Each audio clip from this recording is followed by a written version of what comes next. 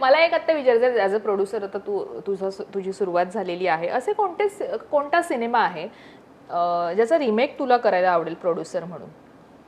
मला वाटतं मला गोलमाल फिल्म वरती परत करायला आवडेल. म्हणजे गोलमाल फिल्म जी होती पूर्वीची अमोल पालेकरांची त्या फिल्म वरती मला करायला आवडेल, किंवा चुपके चुपके होती त्या फिल्मचा मला रिमेक करायला आवडेल.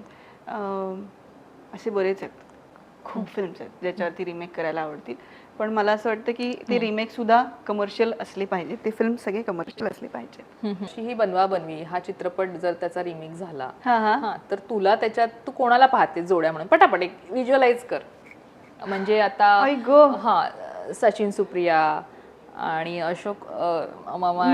हे बघ, मी आता सचिन सर इतके गोड दिसलेत त्या फिमेल कॅरेक्टर मध्ये सुद्धा, तर मी आत्ता चूज करताना अशी व्यक्ती करेन जी फिमेल कॅरेक्टर मध्ये खूप सुंदर दिसेल. मे बी तुला असं स्पेसिफिक नाव आत्ताच्या घडीला कोण आहे? मला असं वाटतं सिद्धार्थ चांदेकर खूप गोड दिसेल त्या रोल. खूप गोड दिसेल. सुरू करा, प्रोड्युसर बोललेत.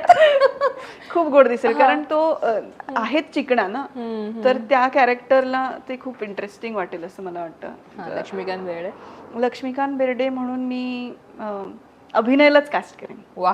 कारण मला असं वाटतं की त्यांनी तो ते खूप छान पद्धतीने वठवू शकेल असं मला वाटतं. आणि अशोक सराफ यांचं आता चणीवाई नका जाऊ. म्हणजे मी असं म्हटलं की एक्झॅक्ट तसे दिसणार नाही असं. अमेय वाघ. अच्छा. अमेय वाघला मी कास्ट करेन. मुळात मला असं वाटतं की हे जे ब्लॉकबस्टर सिनेमे आहेत ना, ते वन पीस असावेत, हे पुन्हा होऊ नयेत. एक दुसरा त्याचा होऊ, कारण त्याची मजा त्याच लोकांबरोबर. तरी ठीक आहे, चला पुढचा आपण तरी 3 ऍक्टर्स आपले फायनल झाले, तिने सांगितले. पांडू हवालदार याच्यात तुला कोण बघायला आवडेल? अरे यार, these are very difficult questions. असं मला काही सांगता नाही येणार की कोणाला बघायला आवडेल. म्हणजे कोण असावं रिमेक मध्ये, कोण असावं बघायला आवडेल ना? आपण प्रश्न चेंज करूया, कोण असावं किंवा कोण असू शकतं? मला असं वाटतं की आता दादांचा रोल कोण करणार? सिद्धार्थ ऍक्च्युली जाऊ शकतो. सिद्धार्थ जाधव. सिद्धार्थ जाऊ शकतो. पुष्कर श्रोत्री जाऊ शकतो, कारण तो खूप छान करू शकतो. तो जवळपास जातो लुक वाईज सुद्धा, तर आय थिंक तो करू शकेल. आणि पिंजरा. होय, आय थिंक आपल्याकडे झालं ना ग, काशीनाथ घाणेकर फिल्म मध्ये एक पिंजराचा, तर त्याच सेटअपला मी रिपीट करेन. ओहो, जवळपास लुक वाईज जाऊ शकेल अंजली पाटील. म्हणजे ती तशी आहे. I love her skin tone. थोडीशी स्मिता पाटील झोन मध्ये जाणारी आहे, आणि अभिनेत्री पण चांगली आहे. नवरी मिळेल नवऱ्याला.